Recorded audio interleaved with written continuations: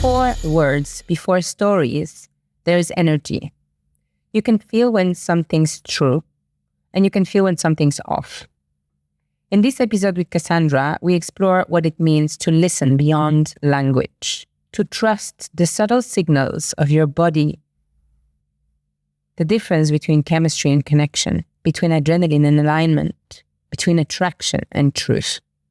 Because when energy speaks louder than words, your whole life starts to make more sense.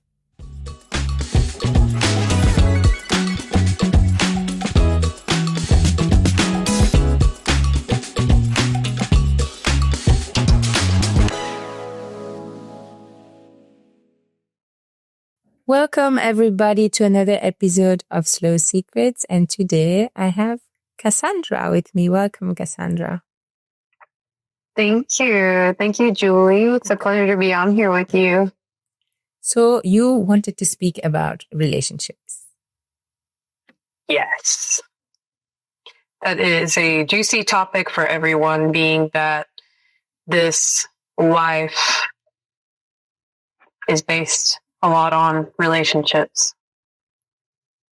Absolutely. Sometimes energy doesn't, lie. It speaks louder than words, right? When we meet someone, I think you're also an energy worker. Yes, I'm an energy worker, energy reader, and medium. Nice. Mm-hmm. And also a songwriter and a musician. Yes. I'm also a songwriter, musician, and poet. I play the piano. You can feel, I've started doing some voice activation and it really helps me balance my energy. I feel your energy is so grounded and peaceful. Oh, thank you. I get that a lot, and I have a calm sense about me, and I have a lot of earth in my astrological chart, so I feel like that's helpful for grounding too. Yes, you instantly slow me down. Oh, good. I'm glad I can help you with that. Mm-hmm. Yeah. So connection versus chemistry. So on that topic, I would say that sometimes we can feel something that feels like chemistry, but sometimes it's a response to maybe a wound that we have within that we haven't quite healed yet, or something that had happened in our childhood or past, etc. And or potentially a karmic relationship that needs to be resolved in this lifetime. And so sometimes that can feel like chemistry when it's an immense pull and an immense seemingly connection. And so that's what I've noticed for myself, and speaking with others about that has led me to that conclusion thus far in life. So there's definitely a big difference. Yeah, I agree. I think chemistry comes from wounds and connection comes from truth. So there is a difference between adrenaline and alignment. Mm-hmm. And that really resonates. Yeah. There is also a difference between a feeling of expansion and a feeling of contraction. After being absolutely, someone, do you feel open or do you feel closed? Is your body say yes? Or is this contraction whispering, this, not this? Absolutely. I like to do body testing. And the way that I do that is I'll stand stationary and I'll ask a question. And whenever I ask a question about something, I'll either lean towards something in front of me, which is a yes, or my body will be repelled and I'll lean backwards onto my heels, and that's a no for me. So that's another way to tune in that I use, but also what you said is super helpful when it's either an expansion or a contraction. It's also aligned with either fear or love, and whenever it's constricting and contracting, that's when it's like fear is coming up and you don't necessarily know why yet, versus love is expanding, and love feels like peace, and love is something that feels like connection. Yes, and I think also if you look back into the past of like your relationship with your parents, or how you were loved or taught to be loved, or I think I had in the past really a tendency of being a people pleaser. Love me, please love me, please. You know, these dogs that are like, love me. Mm-hmm. They have so much love to give. Come, I give you all the love. A little bit suffocating sometimes, especially for myself. And it's also about like, just catching that and being like, well, what's in front of you? Like, is this, love being reciprocated? Is this person going to be good for your nervous system? Like now I observe my nervous system. If my nervous system is at peace, and like nurtured and just like good, I'm like, okay, this is definitely good for me. Or if my nervous system is in full alert of like, oh my God, I hope oh no, like then I'm like, whoa, something's off. Like, and then I can just kind of catch myself and be like, where is it coming from? Like, and kind of land back into that space with my inner child and listen between the lines. I think people. Yeah. I didn't mean to interrupt you. I was confirming what you said, and then another way, like, of listening between the lines is like paying attention to the writing on the wall. Paying attention to the writing on the wall. Mm-hmm. Like, what kind of story is being written that you haven't seen the ending of it yet? Yes. That's gorgeous. I love that. Thank you. Yeah, because we do know, right? When you, I attacked violent alcoholic men that are very ego driven, right? Mm-hmm. Yeah, I should actually see the writing on the wall. Well, you shouldn't should on yourself either. But I think that it would be easy for anybody to have a new dynamic and not necessarily know all of the ins and outs of that dynamic yet. And especially with someone that's been really good at hiding it their entire lives. Amen. You see what I'm saying? Yeah. So typically if somebody is an individual that has some wounds that manifest as toxic behavior towards others, they're not typically the most forthright with those things, right? They want to hide it because they want to have somebody else that's of value, like yourself, that they can kind of have empathize with them, or maybe make them feel more valid within themselves. And I've seen dynamics like that where somebody will kind of codependently latch onto somebody that brings in a lot of light because they don't necessarily have, well, everybody has light within them, but they don't feel like they have the light. So they want to kind of grasp onto somebody and be like, okay, I've captured the light. And how do I make sure that I can continue to hold this? Maybe by being deceptive. Yes. Because maybe that individual isn't going to rationally choose you if you expose everything early on. Absolutely. Yeah.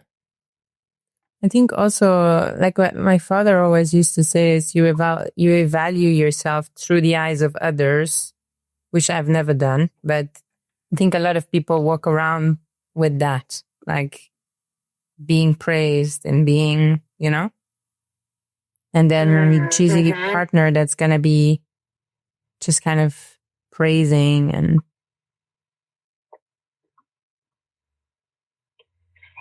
because it's a mirror of patterns in the end, right? We keep attracting the same type of people. It's not bad luck, it's just a lesson. And it's about like seeing that mirror to avoid to repeat it. And yeah, many times the person you attract is going to be, a mirror of one of your parents, right? Right. Your first loving dynamic, whether it actually be loving or not.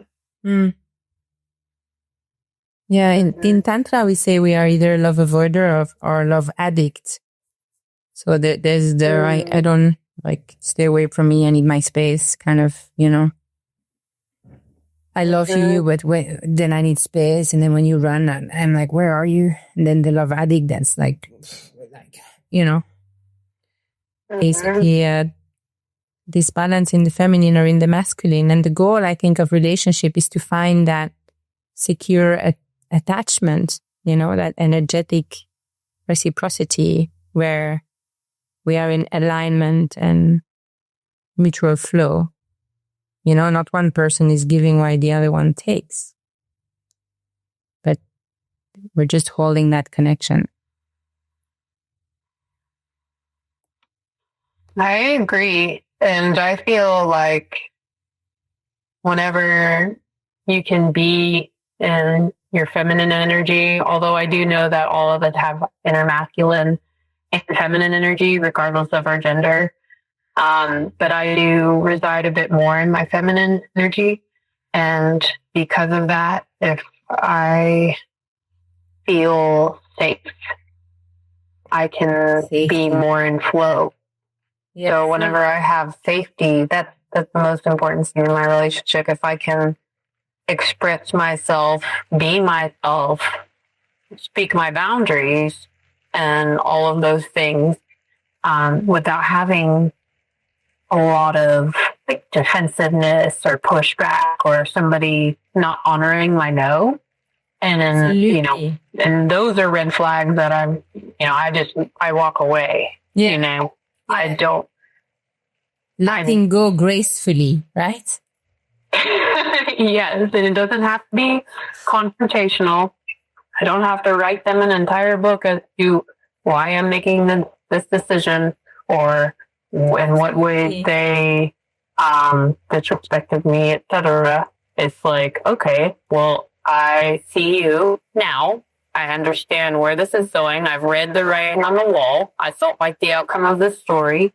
And so now, that being said, I'm going to move along and protect myself and ensure my safety so that I can continue to be in my divine feminine energy. And I understand that anything that is for me would feel, like you said earlier, more expansive, more in flow, more healthy, rather than like contraction and fear and toxicity, etc., which can be in any kind of dynamic. It doesn't have to be a relationship partner dynamic. It can be in a friendship or even a familial relationship. Absolutely. And what was that? Absolutely, yeah.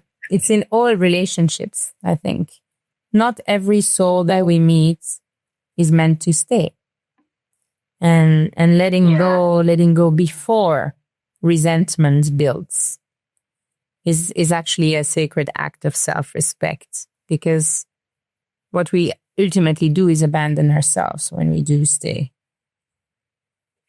Exactly. And that's a big part of it. And like you were saying earlier, being a people pleaser is self-abandonment. And so whenever you abandon yourself and you don't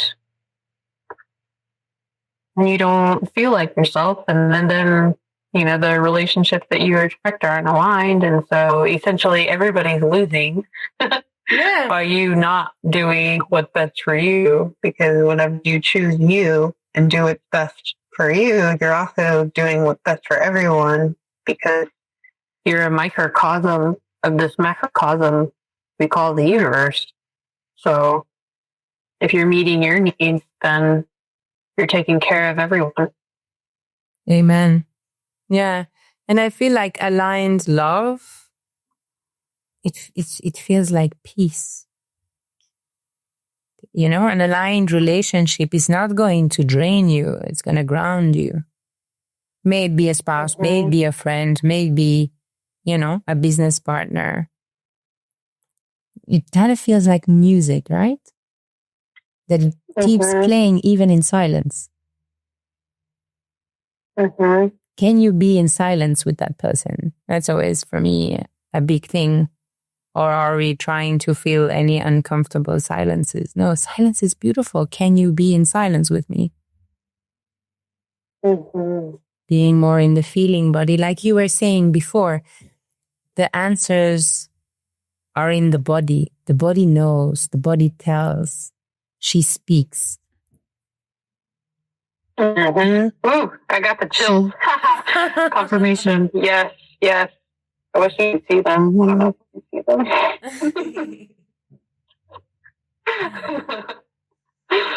them. little extra video in there. Yeah, that was the big resonance for me. What you just spoke of. It's another way to tell. Like, yes, what you just said. The body definitely speaks to you, and something when it is truth for me, when it's speaking from either my soul or somebody else's soul, which is all truth, then I'll get the chills everywhere. And it's like this tingly confirmation. Beautiful. Yeah, I just feel it in I call them truth bumps. You feel it in your heart? Yeah. Oh. Yes. Does it expand? Is there pressure there? What does it No, it's just like a hard yes. Okay. It's just like yes. Like an excitement? No, just like very grounded, sitting on the bottom of a tree, full yes. Clear yes, Yeah. I hear you.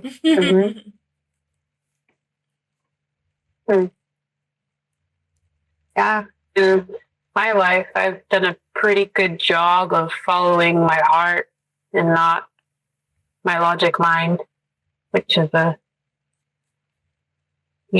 way to tune into your higher self, I feel. Yes, I've had to learn that on a deeper level with Tantra the last couple of years when I did my practitioner, and it's changed my life for the better. Yeah, I feel they should teach this in school. It should be like, in self-development area in the syllabus. Yeah. They absolutely should. And that's a whole other topic if we were to go into the schooling. What we think they should. I know you're in Bali, but what's that? A whole other topic for a whole other episode. What we think they should teach in school. They should add to the syllabus. Yeah. Yes, I am in Bali. I am in the north of Bali, a place called Dasong on the lake of Bedulgul. It's raining, so it's cleansing. It's energetically very charged. And my father lives here because I designed a trip for him 10 years ago, and he came here and fell in love with the place and decided to build a home here and retire. Yeah, because I live on the island of Gili Air, so I'm more of an ocean child. But I come here to be with him and with myself. Yeah. Okay. So how long are you going to be there with him? 1 week. 1 week. Okay. And so how far away do you live with him? It's about 7 hours to the island. Oh, okay. Yeah. Where do you go to like recharge your cup and connect with yourself? The forest. The forest. So It's next to the forest. No, me too. Trees, right? Yes. Like the Japanese call it forest bathing. And I actually prescribe that. The doctors actually prescribe it. Right? It seems like they actually have their people's best interests in mind rather than profit. So you know, forest bathing, what I kind of intuitively started doing for myself, and I'll take my shoes off and I'll do some grounding and I'll walk barefoot on the earth and retain my charge as well as gather the charge from Gaia and receive that frequency, which is very healing, grounding, also optimal for our endocrine system, our nervous system. So overall, that's been my favorite method. I also recharge by ocean, but I would say recharging in the forest I can do in a lot of places. I think that the ocean is nice for like, like vitality, flow, creativity, and just integration. Like I'll go to Ubud to do like a full deep work, and then I'll go to Gilead and the ocean to like integrate, like when we host retreats, we'll do forest and rice fields for transformation. And then we'll do integration by the ocean and by, like kind of it's more feminine. I find. Yeah, I can see that. And it's also very cleansing. Absolutely. It's very renewing, the ocean. Yeah. All that sea salt, that's like taking an energetic bath. Oh. Yes. Have you ever taken a sea salt bath at your home? I do this a lot. Oh, I have the ocean, but yeah, I do that. It's really detoxify. I'm passionate about any type of detox. May it be through my skin, through my, nutrition. I study all of that. It's many years. So yeah, definitely sea salt bath is good. I mean, a bath is great. Also, I've been going now to a lot of waterfalls and rivers, fresh, cold water in the forest, of Bali with this incredible energy around is so healing. It's like you don't have to do anything. It just happens. You can just float there and then go home and be like, I'm so clean energetically, That sounds wonderful. It sounds marvelous. It's like, I can imagine just going on a trek and being surrounded by waterfalls and just hopping into the nearby pool of water and just being secluded. It seems like there would be more seclusion over there. Well, it depends. Is that true? You gotta go. Yes. I say yes, but I know I've been here 17 years. So I know where to go. But that is, for me, I've traveled the world for 7 years, horizontally and vertically around. And there's something very unique about Bali. Japan as well has been calling me home, but Bali is just this strong force of healing. And I've been, just welcoming people here for that amount of time. And I've just seen everyone shift, because she always has something to tell you if she's calling you home. And that's beautiful to witness it. Yeah. Something that came to mind is there an energy vortex there? Do you know if the energy vortexes are around the planet? Yes, there is for sure. Yeah. Where are the energy vortexes around the planet? I've heard of dragon energy. I've heard of way lines, ley lines. Mm-hmm. Mm-hmm. Yeah. So, oh, thank you. My cat has arrived. Oh. My cat Salem, let me grab him, and I want to talk about those ley lines and whatnot. Come here, Bubba. Yeah, bring in the cat. I love cats. This is my partner, Salem. Hello.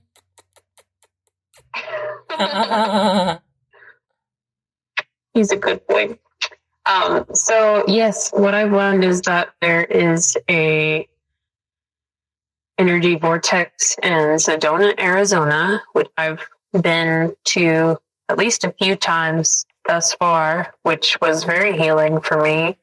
I wrote a whole story about my experience most recently at Cathedral Rock. So there are energy vortexes within the energy vortex, and you'll experience something different, depending on where you go within that vicinity.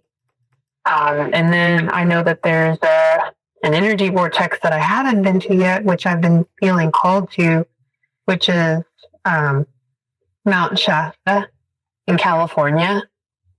And apparently there's, I don't know if it's a myth or potentially realistic, but they also say that there are Lemurians, like beings that live within the mountain, and that's partially why it has such an energetic force there. And then I know that in Egypt, I'm not sure specifically what part of Egypt, there's also an energy vortex there. But apparently, just like we have energy centers within our bodies, our planet, Gaia, has energy centers within her. So they're saying that, like, for instance, Mount Shasta is the root chakra. Oh. It's like her base. Like, that's where she gets the most grounded, as well as the energy that is most grounding and can really heal your root chakra specifically. Oh, good. Oh, everybody needs some of that. I have. Oh, yeah. Grounding. I've been traveling for so many years everywhere around the world, and the places where I felt really grounded in my heart are, first of all, Gili Air, the island where I live most of the time. As soon as I stepped on that island, I don't know, there was something in me that just made me feel so good, And then I had that same feeling in Koh Phangan, in Thailand, in the north, really the northern part of the island. And then I felt it as well in Ibiza at Esvedra, on a boat. And Where's that? Ibiza, Spain. Mm-hmm. Yeah, one of the. Oh, you actually say with an accent, which is different than how I hear it said. Ibiza. Usually people just say Ibiza. Ibiza. Sorry. Ibiza. Ibiza. Ibiza. The Spanish way.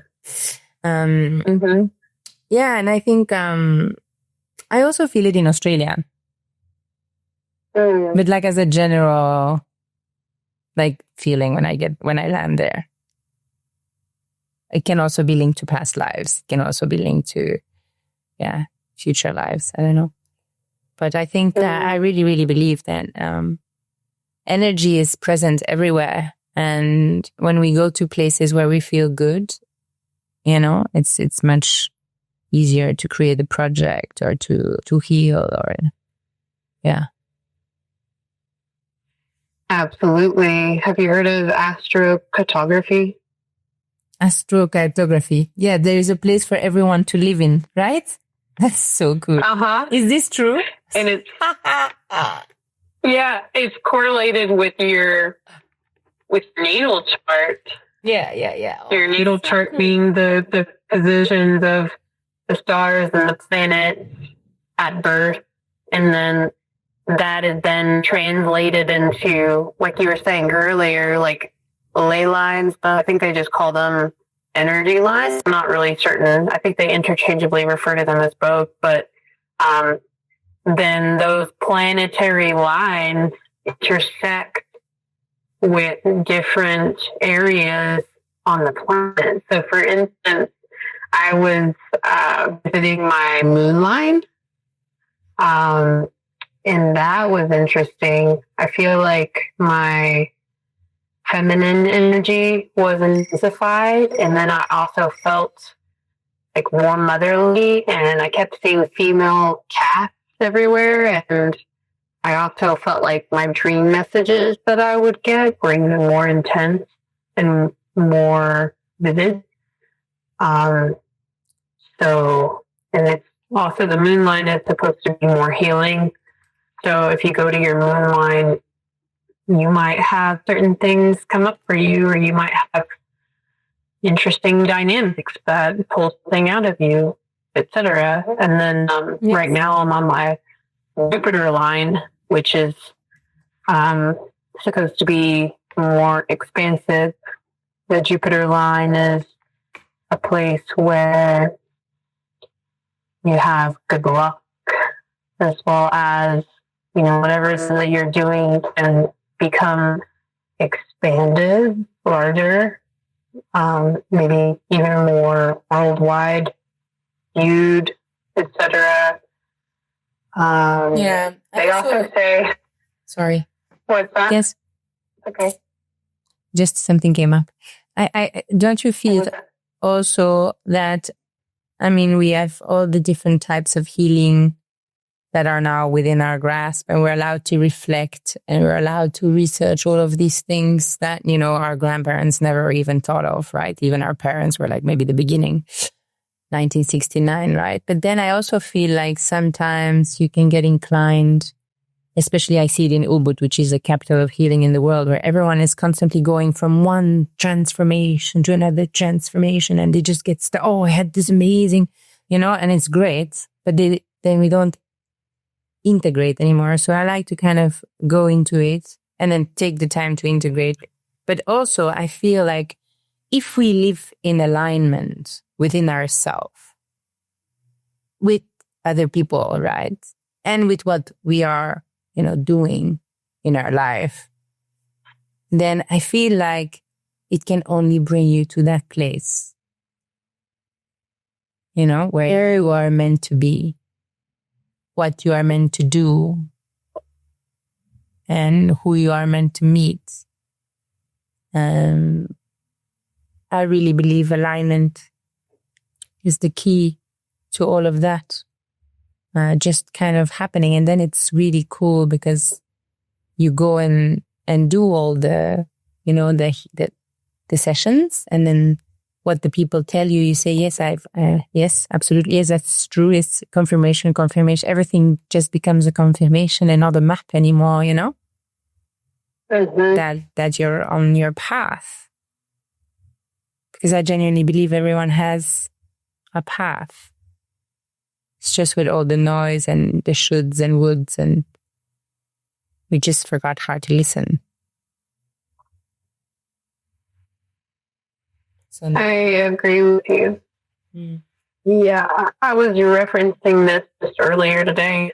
So one of my friends was joking around. Well, I guess, I don't know if you'd call it a joke or not, but they were recording me as the sun was setting, and they were saying, like, what can you tell people on your road to success? Like a fun little interview, you know. It was very brief though. How did you make it to your success, etc.? And I just said, I don't chase, I attract. Yes. And then they said, how, you know, what do you think about the evolution of the world? And anyway, but I'll elaborate more on what I said. And that statement correlated with what you said, which is when you're in alignment, everything is in flow and everything that is for you comes to you, and or you're on the correct path because it's truth, it's aligned, it's grounded, it's divine. Yes. It's where you're supposed to be. And I think that sometimes people forget that we're all predispositioned to be exactly who we are. And that's why we were created, because there's this divine orchestration of cosmic beings, bouncing off each other as needed, right? Teach each other certain things, etc., or love each other. So only if you're being authentic and in resonance with your heart and soul and mind will you actually be aligned. That sounds like a song. Will you actually be? Yeah, it is like a song. Yeah, I think that's a good answer. I should write that down. Yes, write it down. Well, turns out I don't have a Russian strides. I'll have it in my mind. I'll remember it or refer you can listen to the recording. but yeah, it's because everything is energy. Everything is energy. And that's another reason why you can feel whether a relationship is aligned or not, or whether somebody might have bad intentions, although they're speaking loving, beautiful words, that you can feel it energetically because of their vibration of thought as well as their intention. And intention is super important. Yes, and also because that's when it comes up inside of your being, right? You feel it come up, this energetic feeling of it's a full yes or it's a no. Not this. Yes. Trust that. Catch that and trust that and stand by that. Yes, that's very significant. Yeah. And we're taught to ignore that. And then we're, indoctrinated to not listen to ourselves, but listen to others. And then doing that will get us into trouble and lead us off of our path. Yes, absolutely. Yeah. Well, thank you so much for joining me on this beautiful episode of Slow Secrets. Talk about relationships and alignment and truth. If you wanted to share one word with the listeners, what would it be to close? One word. Authenticity. Authenticity. I love that word. That's such a beautiful word and so important. Yeah, authenticity. So if people want to get in contact with you or follow you, where can they find you? You can get in contact with me or follow me at Cassandra May Laurent on Instagram and Facebook and YouTube. And that is spelled CASSANDRA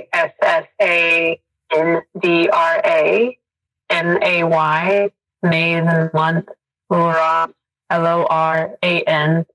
C is in cat, E is in elephant. And you can also find my music on all streaming platforms like iTunes, YouTube, Spotify, etc. And my other business is called Cassandra the Enchantress. And that is where I do my energy readings for people and do shamanic work and transmute energies and emit certain frequencies and being a medium for people to help them guide themselves back to themselves, essentially. Beautiful. Beautiful. Thank you so much. Thank you. Sending it was a pleasure. Love from Bali. Sending it back to you. Thank you. Bye. Thank you, Julie. Bye. I'll see you next time. That was awesome. That was so good. I have chills all over my body. Oh my gosh. It's so good. Elimination. Yeah. Oh, So cool. I wrote so many things down. Yeah. I just love, that's a good idea. yeah, I just love talking to people because it just kind of like sprouts a lot of things inside of my being, and then I kind of let it land, integrate, and then I write about it. I'm a writer. Yeah. Yes, I saw that. I can see that in you. And I see how you process things and like energetically you have a deep processor. Yes. Constant. Yeah. Depth. It's great though. I mean, it's one of the most beautiful things about this existence is that we can do that.